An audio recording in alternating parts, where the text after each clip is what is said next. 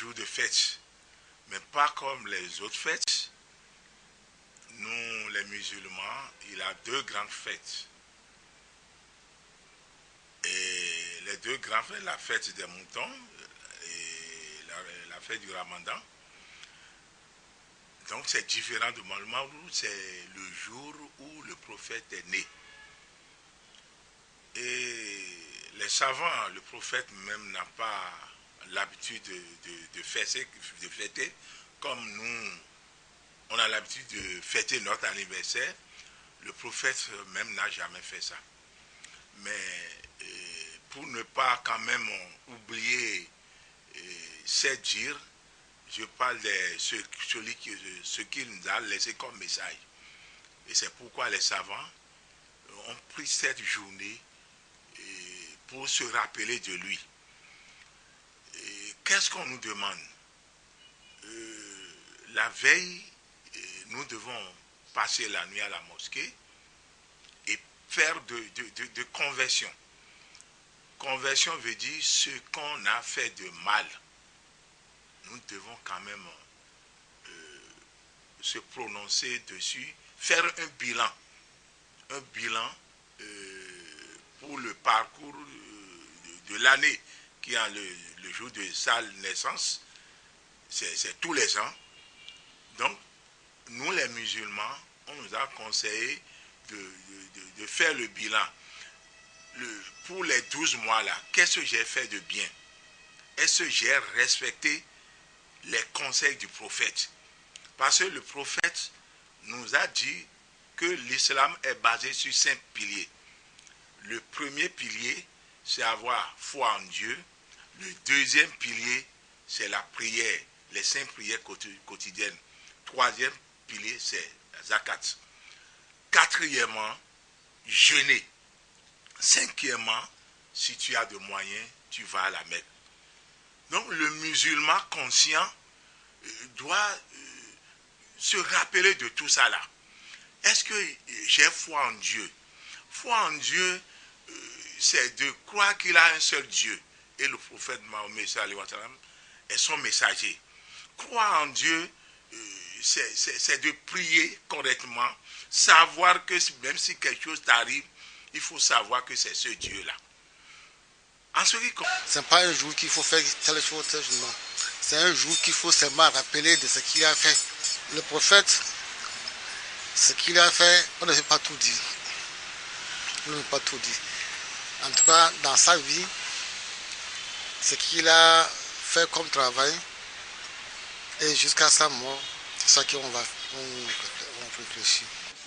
Il faut même remarquer que d'abord c'est quelque chose qui est polémique dans la communauté.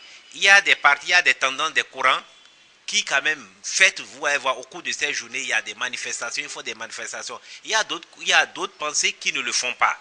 Donc c'est ce qu'on remarque sur le terrain. Mais pour résumer, c'est que la journée de Mawlud, comme on le dit, la fête de Mawlud, ce n'est pas une fête en islam, nous avons simplement que 2 fêtes. Cette journée, vous verrez même en République du Bénin, avant ça n'existait pas. C'est juste après la conférence nationale que les gens ont introduit cette journée parmi les jours de fête. Donc seulement, je pourrais dire, cette journée, si on doit faire quelque chose, peut-être penser au prophète, penser à soi-même, penser à se conformer aux enseignements.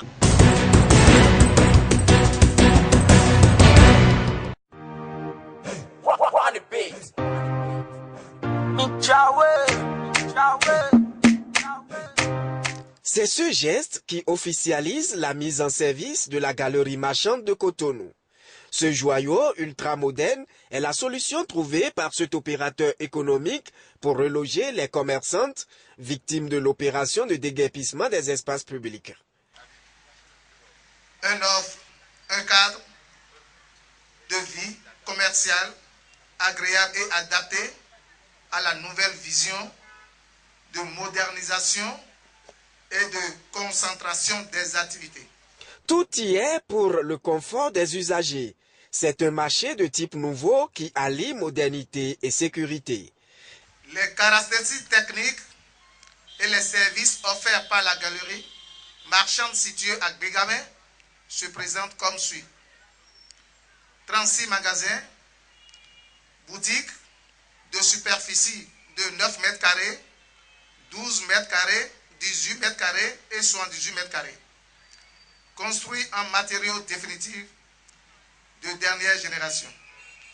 Un cadre totalement assaini par le pavage des allées, l'installation de 2 blocs de 3 latrines et une douche, l'accès gratuit à tous les magasins, à l'Internet haut débit 24 heures sur 24 heures. Une initiative saluée par les femmes des marchés sous tutelle de la SOGEMA. Elles peuvent enfin pousser un ouf de soulagement après le passage des tracteurs de la préfecture de Cotonou et du ministère du cadre de vie. Force est de constater aujourd'hui que les vendeuses et les vendeurs de nos marchés et autres lieux de vente ne cessent pas toujours leur activité dans les conditions requises. Ce défi, M. Sylvanis Aïssi, directeur général de MGM SA, a certainement pris la mesure. Non seulement il a mis à la disposition des usagers des marchés, des déguerpis et environ une galerie marchande pour répondre à la problématique de la libération des espaces publics et aux récurrents problèmes de manque d'emplacement dans nos marchés.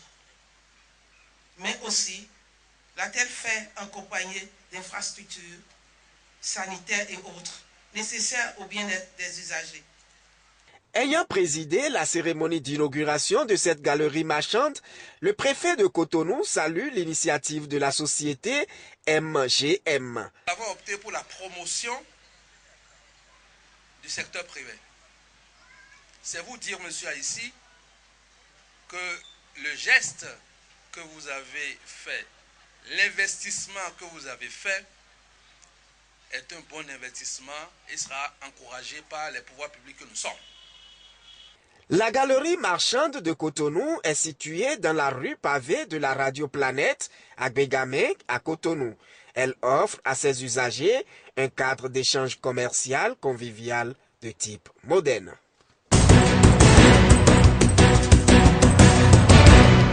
L'initiative d'un patriote, d'un fils d'un pays. Hein? Vous avez un beau pays. Et vous avez des Africains qui se disent qu'il est temps de prendre notre avenir entre nos mains et d'en faire quelque chose. Donc chaque petite pierre déposée par un acteur économique pour un fils du pays, pour apprécier donc l'initiative que Stanley a pris, hein, et c'est sûr qu'il y aura d'autres qui vont faire la même chose. Et dans ce même cadre, nous regardons ce qu'on peut faire au Bénin. Et le fait que ça leur permet d'avoir, ça nous permet à nos populations d'avoir des activités concentrées en un seul endroit, je crois que c'est quelque chose d'appréciable et que je loue beaucoup. Et le promoteur, il mérite d'être soutenu, accompagné par les autorités pour permettre à beaucoup d'autres de s'investir et faire autant, sinon plus.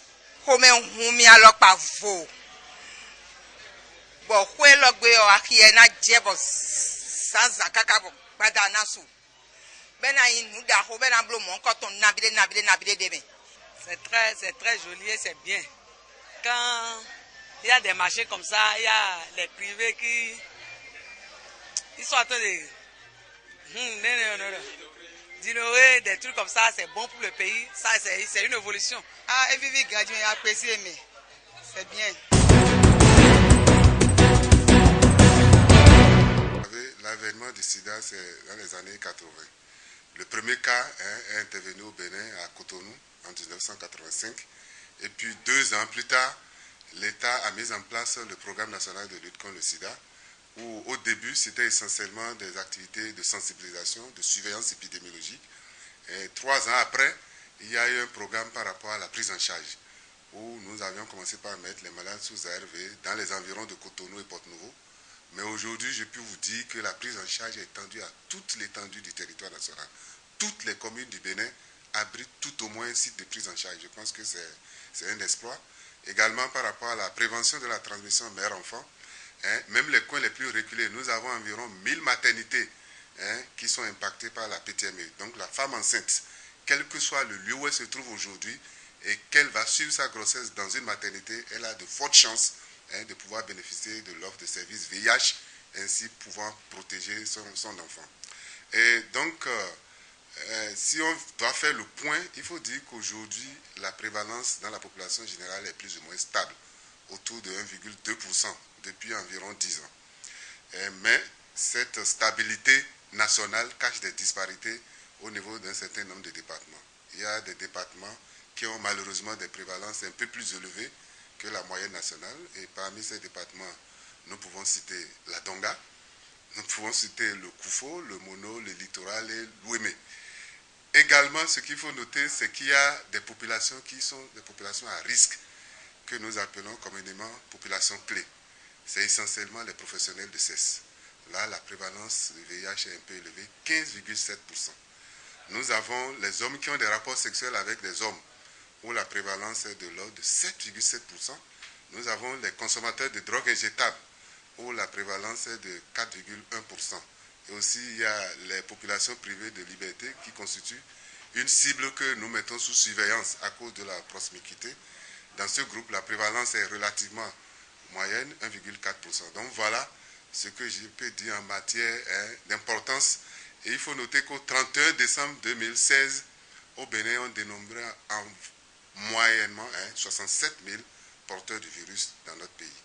Djougou fait partie des chefs-lieux de départements qui ont des prévalences les plus élevées par rapport à la moyenne nationale. Et également, on a eu à faire une étude sur la prévention de la transmission mère-enfant. On a remarqué également qu'à Djougou, le taux de transmission mère-enfant est un peu plus élevé.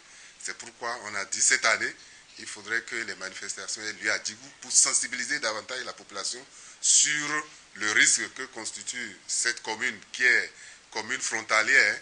Il y a un grand rond-point qui fait frontière avec 2 à 3 pays de la sous-région et toutes les grandes communes du septentrion. Donc c'est un carrefour un peu bouillant. Donc c'est pourquoi on s'est déplacé jusqu'à Djougou pour lancer les manifestations de cette journée internationale de lutte contre le sida.